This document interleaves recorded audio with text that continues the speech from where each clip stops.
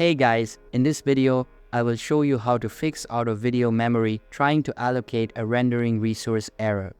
Alright, let's begin. First, open the This PC application on your computer.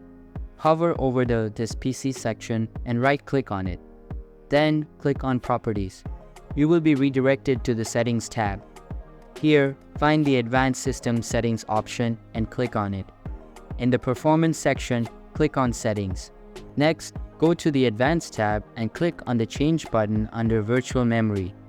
Uncheck the box that says Automatically Manage Paging File Size for all drives.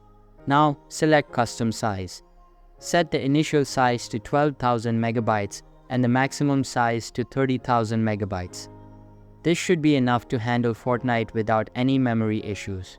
Once you have set the values, click on OK to apply the changes. To make sure these changes take effect, restart your computer.